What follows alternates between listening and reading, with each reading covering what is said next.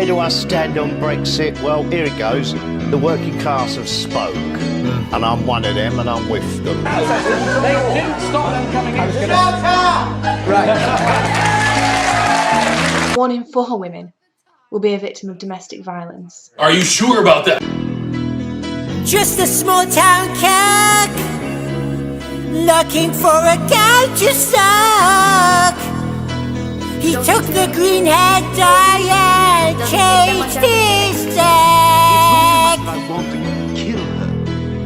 Just a feminist, anti-white and proud of it. She wants Sharia law in every town. Hey gents, Miggy here. So, CNN has claimed that cuckoldry can be positive for some couples, citing a recent study by Dan Savage. Quote, "In our current political climate, the term cuck, supposedly short for conservative, has become an insult to the so-called alt-right, aimed at men they view as spineless and emasculated.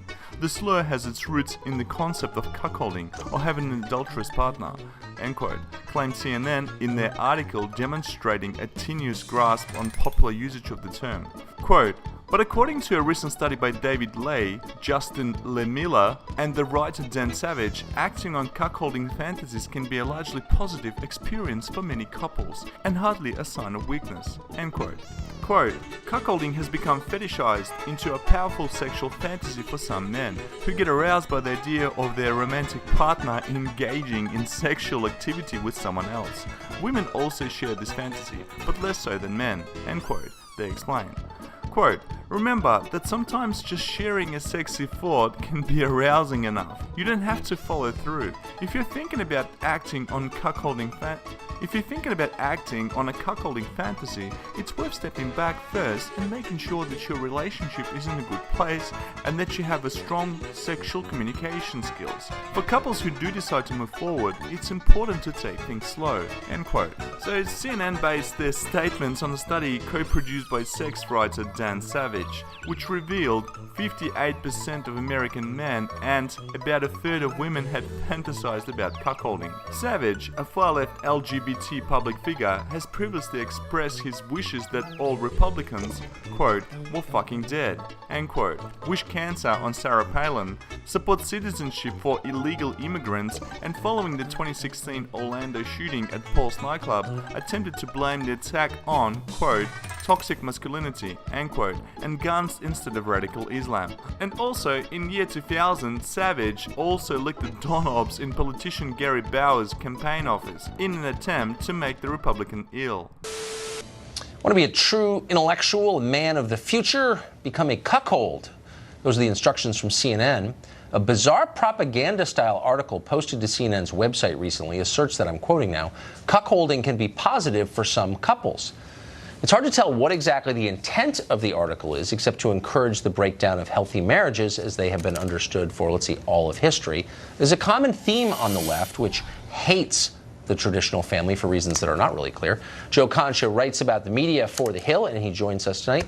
Joe, I've seen a lot of weird stuff on CNN, even when I worked there, promoting adultery and even weirder, cuckoldry.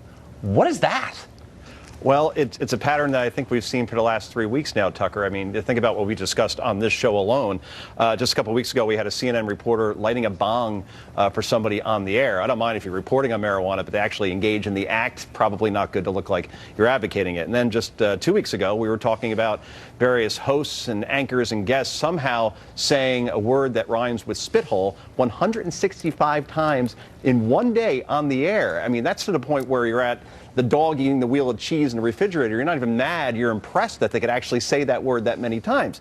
And then we get to cuckolding, which is a term that I literally had to look up when a radio producer contacted me yesterday to say if I wanted to join them on the show to talk about. I had never even heard of this before, so I did what everybody else does. I looked it up in the dictionary. And apparently it means to make another man a cuckold by having a sexual relationship with his wife. So, you know, whenever I dreamt of going into journalism, I knew I'd be discussing this type of topic on this day. But to answer your question, I think that I have a theory around this, and that CNN is struggling greatly from a ratings perspective. They could barely average 800,000 people throughout their day and evening. So what you do in those situations is you push the envelope with the examples I just described.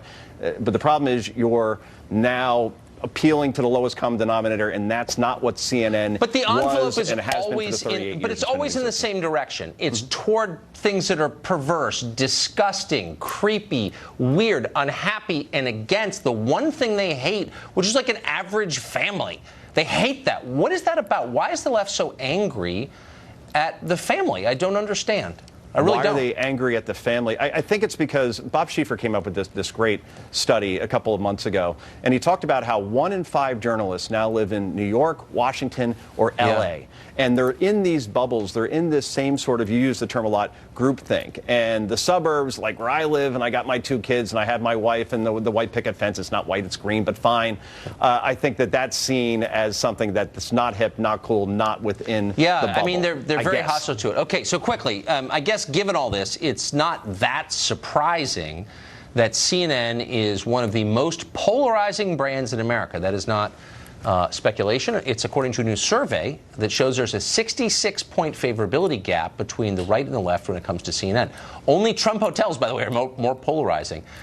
What's your quick take on that, Joe? I would say that obviously CNN has been the target of the president more than any other news outlet. And there's a good reason for it. If you look at every study and every analysis that's been done since Donald Trump took office a year ago, the network has been overwhelmingly negative towards the administration, has been the face of the resistance. And if you watch it for more than 5 minutes, you can see what I'm talking about. But also, I think it continues to insist that it's objective. And I think that insults many people's intelligence. You know, I interviewed Phil Griffin, who's the president of MSNBC, just last year, and he actually said, he joked with me, he said, I wish President Trump would attack us more and give us the free press that CNN gets. So I think that's the issue here, that they become polarizing because they're taking a stand, and that's not the network that people grew up with starting in 1980 through the Gulf Wars. They now see a different network, and I think it, again, to use that term, insults their intelligence when they continue to insist that they're objective. I think that's exactly right. In the way that MSNBC does it. You sort of know what you're getting, but CNN is false, and it drives people bonkers. Me too.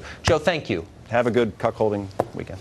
Well, thanks, Joe. Thanks for watching. Smash the like button, subscribe, and bang the bell.